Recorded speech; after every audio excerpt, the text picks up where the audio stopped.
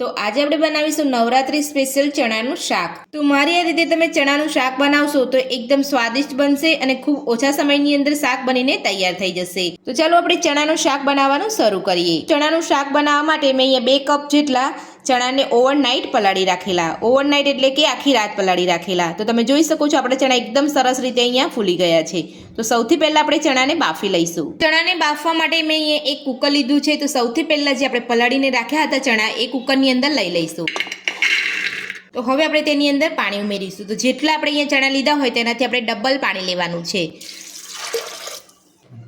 તો મેં અહીંયા 2 ગ્લાસ જેટલું પાણી ઉમેરું છું। તો પાણી આપણે અહીંયા ઉમેરી લીધું છે। તો હવે આપણે તેની અંદર ઝીણા કટ કરેલા આદુના ટુકડા ઉમેરીશું। તો આ રીતે ટુકડા ઉમેરવાથી આદુનો સ્વાદ બધા જ ચણાની અંદર એકદમ સરસ આવશે અને ચણા એકદમ આપણા ટેસ્ટી બનીને તૈયાર થશે। સાથે જ આપણે 1 તમાલપત્ર ઉમેરીશું। નાની અડધી ચમચી જીરું ઉમેરીશું। સ્વાદ પ્રમાણે મીઠું ઉમેરીશું। તો હવે આપણે ચણાની અંદર 1 ચમચી ઘી ઉમેરીશું। ઘી ઉમેરવાથી આપણા ચણા એકદમ સરસ ટેસ્ટી લાગશે। તો હવે આપણે કુકરને ગેસ ઉપર લઈ લઈશું।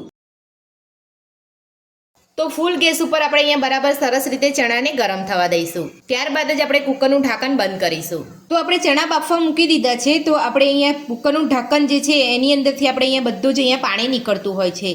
તો ચણાનું પાણી અહીંયા બહાર ના નીકળે તેના માટે આપણે અહીંયા સીટીની ઉપર ઘી લગાવી લઈશું। તો આંગળીની મદદથી તમારે અહીંયા ઘી લગાવવાનું છે, વધારે તમારે અહીંયા ઘી નથી લગાવવાનું।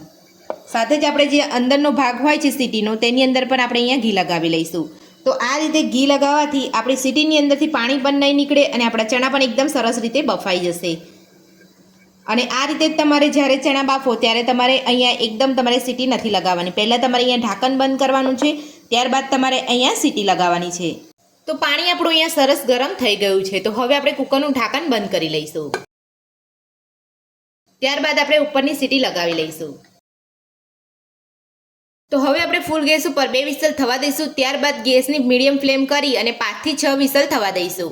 તો આ રીતે તમારે અહીંયા ફૂલ ગેસ ઉપર 2 વિસલ કરવાની છે। ત્યારબાદ તમારે ગેસની મીડિયમ ફ્લેમ કરી અને 5 થી 6 વિસલ થવા દેવાની છે। તો ચણા આપણા બફાઈ રહ્યા છે ત્યાં સુધી આપણે શાકનો સ્પેશિયલ મસાલો બનાવીશું। તો મસાલો બનાવવા માટે આપણે અહીંયા એક બાઉલ લીધો છે। તો સૌથી પહેલા 2 ચમચી આપણે ધાણા જીરું પાવડર લઈશું। ધાણા જીરું પાવડર ઉમેર્યા પછી આપણે અહીંયા અડધી ચમચી હળદર પાવડર ઉમેરીશું। સાથે જ 1 ચમચી ચણાનો મસાલો ઉમેરીશું। 1 ચમચી કાશ્મીરી લાલ મરચું ઉમેરીશું। અડધી ચમચી સંચર પાવડર ઉમેરીશું। તો બધા જ મસાલા આપણે અહીંયા લઈ લીધા છે। તો હવે આપણે બધા મસાલાને સરસ મિક્સ કરી લઈશું। તો બધા મસાલા આપણે અહીંયા સરસ મિક્સ કરી લીધા છે। તો ચણા આપણે અહીંયા બફાઈ રહ્યા છે। તો ચણા બફાય ત્યારબાદ ચણાનું પાણી ઉમેરી અને આપણે એક પેસ્ટ બનાવી લઈશું। તો 5 થી 6 વિસલ થઈ અને કુકર આપણું અહીંયા ઠંડુ પડી ગયું છે। તો હવે આપણે ચણાને ચેક કરી લઈશું।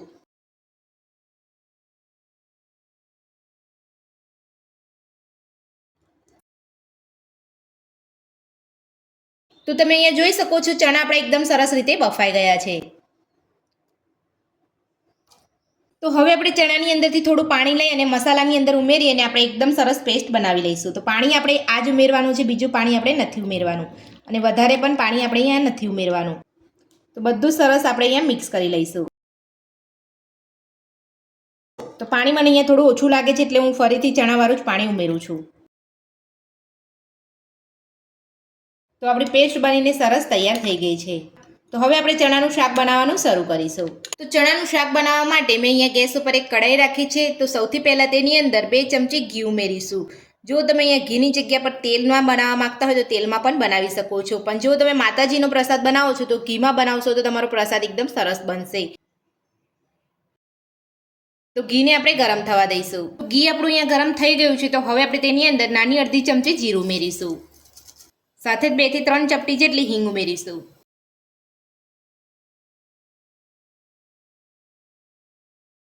હવે આપણે જે મસાલાની પેસ્ટ બનાવીને રાખી હતી તે ઉમેરી લઈશું।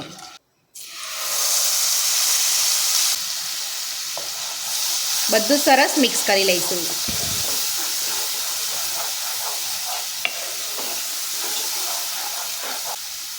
હવે આપણે એની અંદર થોડું ચણાનું પાણી ઉમેરીને બધો મસાલો સરસ રીતે લઈ લઈશું।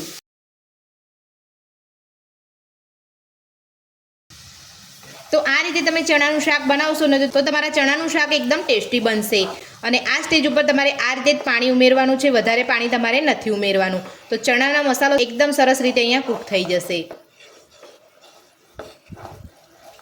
તો મસાલાની અંદર આપણે અહીંયા ઉપરથી ઘી છૂટું પડે ત્યારબાદ જ આપણે ચણા ઉમેરીશું. તો હવે આપણે તેની અંદર 2 કટ કરેલા મરચાં ઉમેરીશું. તો આપણે અહીંયા લીલા મરચાં લીધા છે. તો લીલા મરચાંનો શાકની અંદર ટેસ્ટ એકદમ સરસ લાગતો હોય છે. તો તમે જોઈ શકો છો મસાલા આપણે એકદમ સરસ રીતે સતળાઈ ગયા છે અને ઘી પણ અહીંયા છૂટું પડવા આવ્યું છે.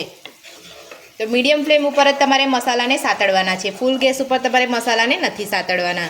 તો મસાલાની અંદરથી ઘી છૂટું પડી ગયું છે અને મસાલા આપણે એકદમ સરસ રીતે અહીંયા સતળાઈ ગયા છે. તો હવે આપણે તેની અંદર બાફેલા ચણા ઉમેરીશું. તો બાફેલા ચણા આપણે અહીંયા પાણી સાથે નથી ઉમેરવાના, આ રીતે પાણી કાઢીને જ ઉમેરવાના છે.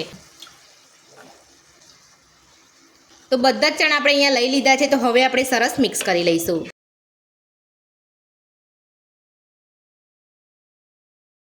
તો ચણા ઉમેરીને બધું સરસ આપણે અહીંયા મિક્સ કરી લીધું છે. તો હવે આપણે ચણાને 2 મિનિટ માટે થવા દઈશું. તો 2 મિનિટ થઈ ગઈ છે. તો હવે આપણે ચણાને સરસ મિક્સ કરી લઈશું અને આપણે ઝીણા સમારેલા લીલા ધાણા ઉમેરી અને બધું સરસ મિક્સ કરી અને ચણાને આપણે સર્વ કરી લઈશું.